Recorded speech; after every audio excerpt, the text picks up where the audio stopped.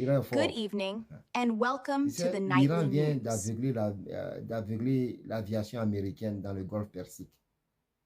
Donc, pour ceux qui ne connaissent pas le Golfe Persique, c'est chercher Golfe Persique. Le Golfe Persique, c'est l'étendue d'eau qui est au milieu des pays du Golfe. L'Arabie Saoudite, l'Iran, le Qatar, Koweït, les Émirats, Oman et tout ça. Donc, l'étendue d'eau qui est au milieu d'eux, là, c'est ce qu'on appelle le Golfe Persique. Et puis aussi, toute la zone, toute la région aussi, communément, on appelle ça le Golfe Persique. Donc, les Iraniens, ils viennent de mettre les Américains dans une chambre et puis ils ont fermé la porte et ils ont éteint la lumière. Ça veut dire qu'ils ont aveuglé. Ils ont mis les Américains dans le noir. Donc, je vous explique. Les Américains ont un avion qu'on appelle le E-3 Sentry, ce qui veut dire E3 Sentinelle. C'est un bijou de l'armée américaine, un bijou.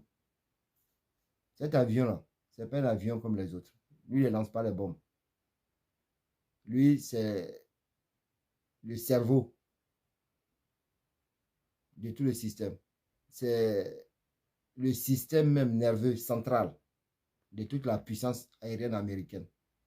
Donc, quand tu le vois, le E-3 Sentry, c'est comme un avion de ligne normale, comme les Boeing 707. Un avion comme un avion de ligne, un peu plus mince. Et puis au-dessus, il porte un dôme, un radar rotatif de 9 mètres de diamètre, comme une grosse assiette sur l'avion. Et quand cet avion-là, il a 8000, 9000 mètres d'altitude, il voit dans un rayon de 400 km autour de lui. 400 km, c'est énorme. On parle déjà d'Abidjan ici, ou bien Abidjan d'Alois, 400 km dans toutes les directions. C'est énorme. Et donc, dans ce rayon-là, 400 km, il peut suivre 600 appareils, 600 avions à la fois. Il peut savoir quels sont les avions qui sont des avions civils et quels sont les avions militaires comme les avions de chasse. Il peut distinguer en fonction de leur signature radar, il peut les identifier. Et qui plus est, il peut traquer les missiles iraniens qui décollent de l'Iran. Il peut les traquer dès le décollage. Donc, non seulement il arrive à traquer les missiles iraniens dès le décollage, il arrive à calculer les trajectoires d'interception. Donc, une fois qu'il a calculé le trajectoire d'interception du missile, n'oubliez pas, hein, il peut faire 600 à la fois.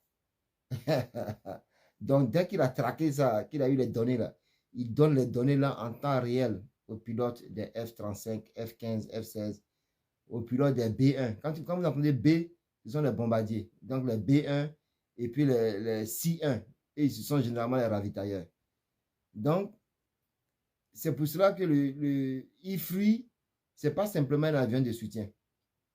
C'est une arme importante dans l'aviation américaine. Parce que sans le E-3, les autres ne sortent pas. Donc, le E-3, il vole et les F5, F-35, F-15, F-16 et tous ces B1-là, ils volent en dessous et ils reçoivent les informations en temps réel du E-3 qui est au-dessus. Donc, chaque frappe que vous avez vue là aujourd'hui réussie, ces dernières semaines-là, toutes les frappes que vous voyez sur l'Iran, sur les cargues, sur les raffineries, c'est possible que grâce au E-3. Chaque pilote de l'armée américaine qui va en mission, qui sort pour une mission et qui revient vivant, c'est grâce au E-3. C'est lui qui traque toutes les menaces et qui les donne aux pilotes en temps réel. Et ces avions, les E-3, les Américains, on n'en a que 33. Dans tout le monde entier, il y a 33. Peut-être 4 en France, 2 en Angleterre et puis quelques-uns en Arabie Saoudite. D'ailleurs, ces E-3 là-bas ne peuvent pas sortir sans l'autorisation des États-Unis. Donc bon, bref, l'Amérique en a que 33 dans le monde entier. Et puis il y a 4 maintenant qui viennent d'être détruits par l'Iran. 2 en Arabie Saoudite, 1 au Qatar, et puis un dans une autre zone que les Américains n'ont pas nommé, c'est classifié. Donc l'Amérique vient juste de perdre 4 E-3. Les Iraniens, ils ont descendu 4 E-3. Il faut chercher les E-3, renseignez-vous sur le type d'avion qu'ils sont et vous allez comprendre ce qui s'est passé. Ce coup-là, ce n'est pas simplement un coup dur aux États-Unis. Ça va changer la nature de la guerre. Parce que maintenant, les avions de chasse américains qui sortaient au-dessus du Golfe Persique en toute confiance à cause des ifri, ils ne pourront plus le faire.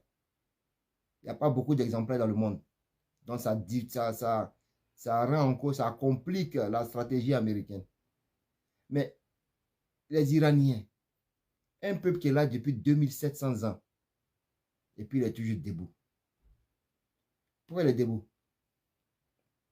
Après 2700 ans, il a encore sa culture, il a encore sa langue, il a encore son identité. Un peuple qui reste 2700 ans, c'est parce qu'il a su résister aux guerres, aux invasions, à tous les différents empires qu'ils ont croisés, qui ont voulu les écraser. Et ils ont su résister à tout ça. Pourquoi? Parce qu'ils sont résistants, ils sont patients. Les Iraniens, mon frère, pendant que les bombes américaines tombaient là, pendant que tout le monde regardait les explosions en Iran, pendant que l'île de Khark se faisait bombarder, pendant qu'on voyait les grands titres, pendant qu'on voyait les vidéos sur YouTube et tout ça, il y a des bombardements massifs en Iran. L'Iran a encaissé calmement, méthodiquement. Ils ne révélaient jamais leurs cartes. Donc, pendant que les Américains bombardaient, les services iraniens, mon frère, tu sais ce que les services iraniens faisaient? Pendant que les Américains bombardaient, les militaires iraniens, eux, ils cartographiaient tout. Sous les bombardements, ils cartographiaient tout. Ils cartographiaient les points de départ des missions des avions de chasse. Ils cartographiaient leur zone de ravitaillement au sol et en vol, au sol et en vol. L'Iran cartographiait les hangars où ces avions-là étaient garés quand ils se posaient. Les pistes d'atterrissage, des pistes de décollage à partir desquelles ils partaient. L'Iran a cartographié tout. Et le plus important, c'est que l'Iran a cartographié les emplacements exacts des E-Free Sentries. Ces avions qui sont hyper protégés là, ils sont tellement protégés que par exemple, s'ils ont atterri à l'aéroport du Faux-Boigny lundi, le mardi, ils sont à l'aéroport de Bouaké. Ils vont dans un autre hangar à l'aéroport de Bouaké. Donc l'Iran a attendu le jour où ces quatre-là, ils étaient au sol dans différentes bases militaires ou dans certains points du Golfe Persique. L'Iran a attendu que ces quatre-là soient au sol au même moment et ils ont envoyé un missile Fatah 1 simultanément sur toutes ces bases-là. Fatah 1 ici, Fatah 1 ici, Fatah 1 ici, Fatah 1 ici. 4 E-Free Sentries au sol. Ils ont bombardé. Ça, c'est un plan que l'Iran avait préparé depuis des mois, sous les bombardements. L'Iran, il s'est observé. L'Iran a observé, ils ont cartographié, ils ont attendu. Où les États-Unis pensaient qu'ils étaient plus forts. Et puis ils ont abattu. Donc aujourd'hui, les pilotes américains qui vont sortir dans la région du Golfe, là, ils vont là-bas sans les yeux. Ils vont sortir sans les yeux.